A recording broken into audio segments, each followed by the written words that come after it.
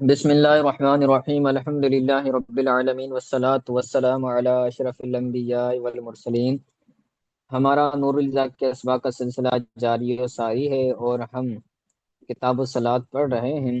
آج جو ہمارا باب ہے وہ ہے صلاۃ خوف کے بارے میں، یعنی بسا اوقات ایسی کیفیت طاری ہوتی ہے کہ بندہ خوف کی حالت میں ہوتا ہے، یا پھر جہاد کے اندر اب اگر دیکھا جائے تو حالت جہاد کے اندر بھی دشمنوں کا خوف ہوتا ہے۔ تو اس حالت میں کس طرح نماز پڑھی جائے گی، اس حوالے سے یہ ہمارا آج کا باب ہے۔ تو شروع کرتے ہیں۔ کہتے ہیں باب و صلاۃ الخوف، نماز خوف کے بارے میں یہ باب ہے۔ یہ جائزۃ بحضور عدو او بخوف غرق او حرق حرق،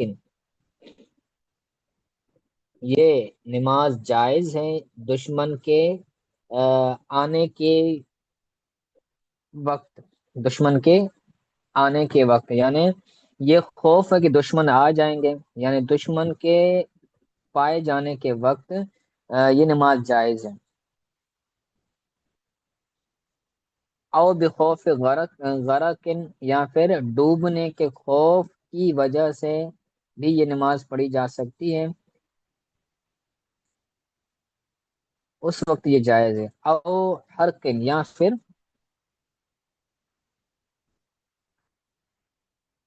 جلنے کی خوف کی وجہ سے، یعنی ایک تو ہوتا ہے جلنا، دوسرا ہوتا ہے ڈوبنا۔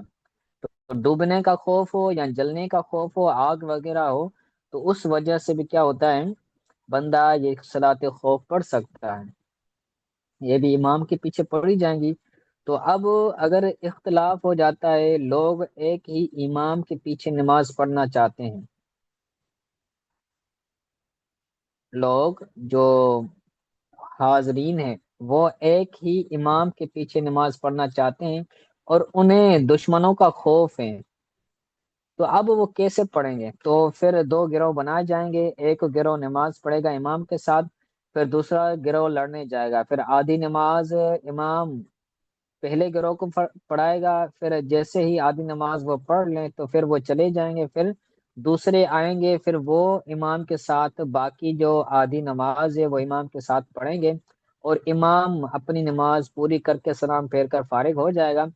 پھر یہ جو دوسرا گروہ ہے پھر یہ واپس پلٹے گا دشمنوں سے لڑنے کے لیے، دشمنوں کی طرف سے وہاں جائے گا۔ پھر جو پہلا گروہ تھا وہ پھر دوبارہ آئے گا اور وہ اپنی نماز پوری کرے گا جو رہ گئی تھی۔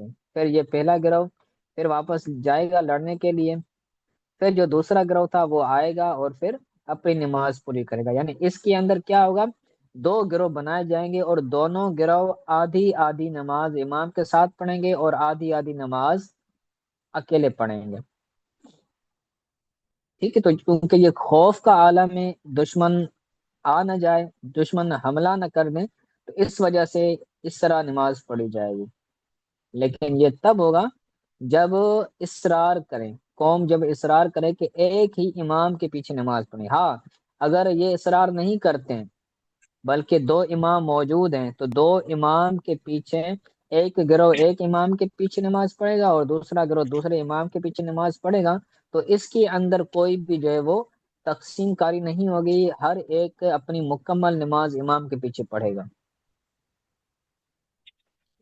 تو اسی چیز کو بیان کریں کہ فَإِذَا تَنَازَعَ الْقَوْمُ فِي الصَّلَاةِ خَلْفَ إِمَامٍ وَاحِدٍ، جب قوم جھگڑا کرے، تنازع کا مطلب تو ویسے ہوتا ہے جھگڑا کرنا، لیکن یہاں پر جو مراد لیں گے وہ لیں گے اصرار کرنا۔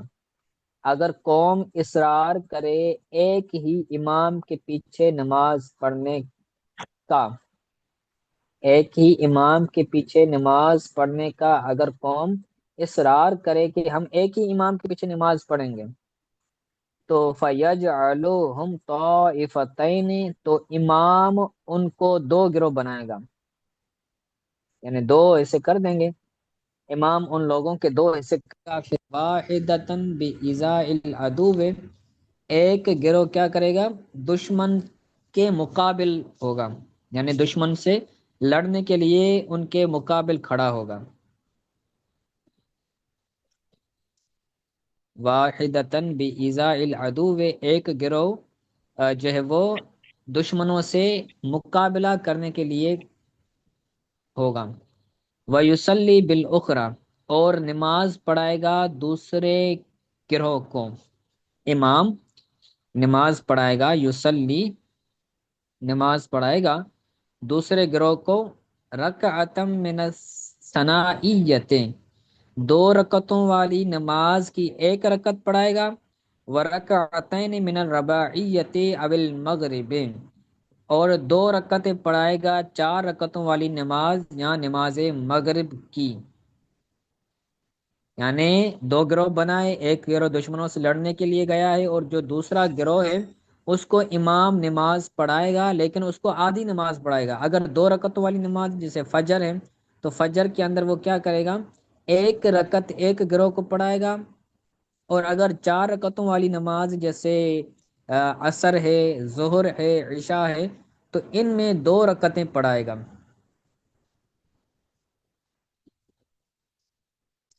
ٹھیک ہے، اور اسی طرح مغرب کی نماز چونکہ 3 رکعتیں ہوتی ہے تو وہ بھی 2 رکعتیں نماز جو ہے وہ پڑھائے گا امام پہلے گروہ کو۔ جی جناب، یہاں تک سمجھ آ گیا؟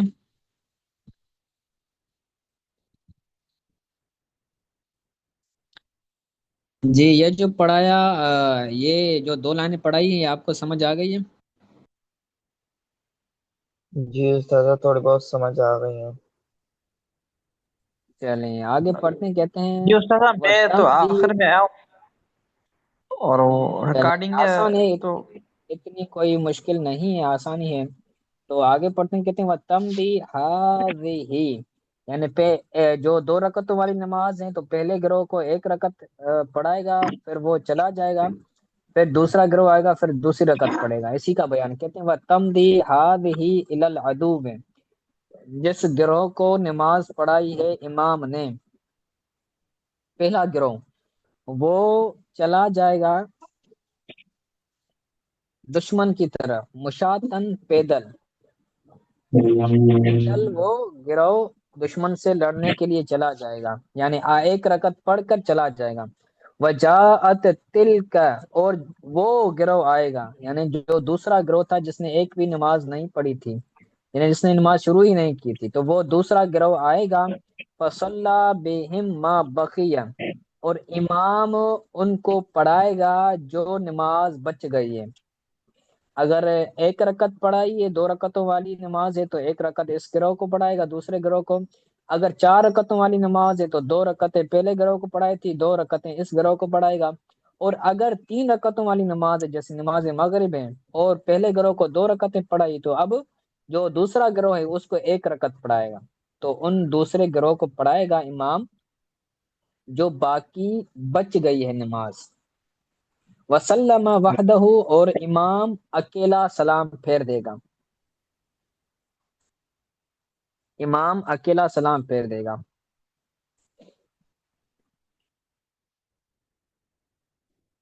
اس کے بعد کہتے ہیں فَذَهَبُوا إِلَى الْعَدُوِّ، اور یہ دوسرا گروہ پھر دشمن کی طرف جائے گا۔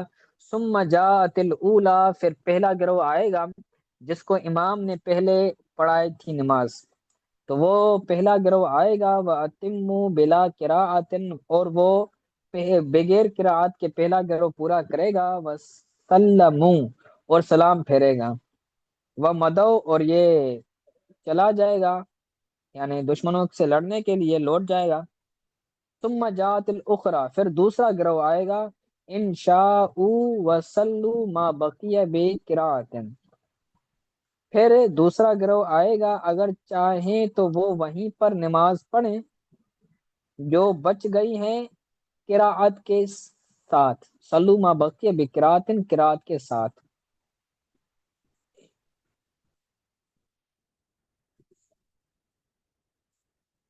ٹھیک ہے، اس کا خلاصہ میں نے پہلے بھی عرض کیا ہے کہ 2 گروہ بنیں گے، 2 گروہ میں سے پہلا گروہ آئے گا، امام اس کو آدھی نماز پڑھائے گا، آدھی نماز پڑھ کر 2 رکعتوں والی ہے کہ تو ایک رکعت ہے، 4 رکعتوں والی ہے تو 2 رکعت، نماز مغرب کی بھی 2 رکعتیں، امام ان کو پڑھائے گا پہلے گروہ کو۔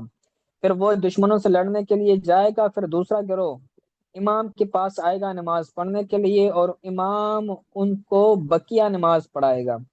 پھر بقیہ نماز پڑھا کر امام سلام پھیر دے گا اکیلا، وہ گروہ سلام نہیں پھیرے گا، پھر وہ دوسرا گروہ چلا جائے گا، پھر جو پہلا گروہ تھا پھر وہ لوٹ آئے گا اور وہ خود اکیلے نماز پڑھیں گے، مکمل کریں گے اور سلام پھیریں گے۔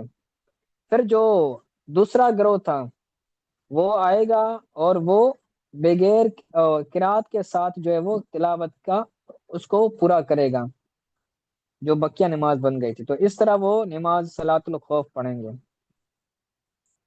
ٹھیک ہے۔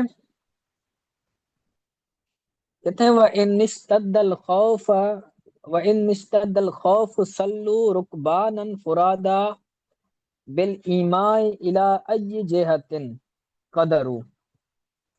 اور اگر خوف شدید ہو جائے، اگر خوف شدید ہو جائے تو وہ رکبانن سواری کی حالت میں نماز پڑھیں گے، کیونکہ گھوڑوں پر سوار ہوں گے، پہلے تو گھوڑے ہوتے تھے، اب تو جو ہے وہ جنگی جو لڑنے کے ساز و سامان ہیں ان پر سوار ہو کر وہ کیا کریں گے، نماز پڑھیں گے، یعنی اس سے اتریں گے نہیں، ہر ایک کے سواری پر بیٹھا ہوا ہوگا، سواری پر بیٹھنے ہوئے ہونے حالت میں وہ اکیلے اکیلے نماز پڑھیں گے۔ فرادا کا مطلب ہے اکیلے اکیلے نماز پڑھنا۔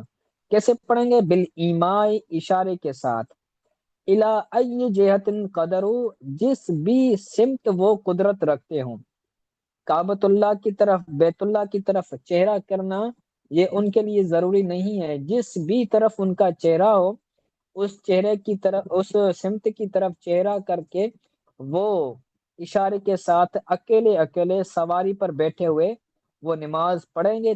کب؟ جب خوف شدید ہو، جب خوف زیادہ ہو، شدید ہو، تو جو ہے وہ اکیلے اکیلے نماز پڑھیں گے اس حالت میں، صحیح ہے۔ آگے کہتے ہیں وَلَمْ تَجِزْ بِلَا حُضُورِ عُدُوٍ، دشمنوں کے آنے، دشمنوں کے حاضر نہ ہونے کے وقت صلاۃ خوف جائز نہیں ہے، نماز خوف پڑھنا یہ جائز نہیں ہے دشمنوں کے حاضر نہ ہونے کے وقت۔ جب دشمن کا خوف نہیں، دشمن کے آنے کا خوف نہیں، تو اس وقت کیا کریں گے؟ یہ نہیں پڑھیں گے نماز صلاۃ الخوف۔ خوف ہوگا، دشمن حاضر ہونے کا خوف ہوگا تو پڑھیں گے، وگرنہ نہیں پڑھیں گے۔ وَيَسْتَحِبُّ حَمْلُ السِّلَاحِ فِي الصَّلَاةِ عِنْدَ الْخَوْفِ، خوف کے وقت نماز میں، خوف کے وقت نماز میں ہتھیار کو اٹھانا مستحب ہے۔ پہلے تو تلواریں ہوتی تھیں، اب جو ہے وہ دوسری چیزیں آ گئی ہیں، جیسے پسٹل وغیرہ آ گیا ہے، اور بندوق کلیکشن وغیرہ، یہ ساری چیزیں کیا ہوئے؟ ہتھیار ہیں، ان سے بندہ لڑتا ہے۔ تو خوف کے وقت نماز کی حالت میں ہتھیار کو اٹھانا یہ مستحب ہے۔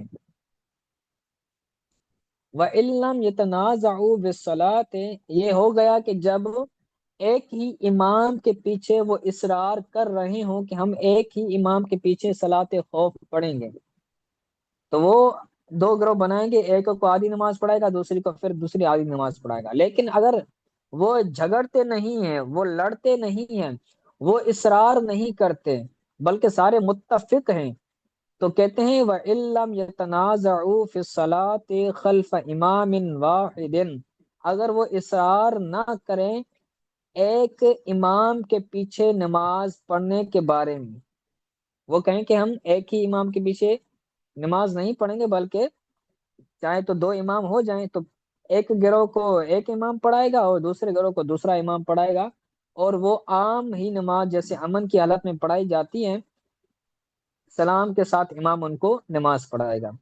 فَالْأَفْضَلُ صَلَاةُ كُلِّ طَائِفَةٍ بِإِمَامٍ مُّسْلٍ حالۃ الامن، تو افضل یہ ہے کہ ان میں سے ہر گروہ کی نماز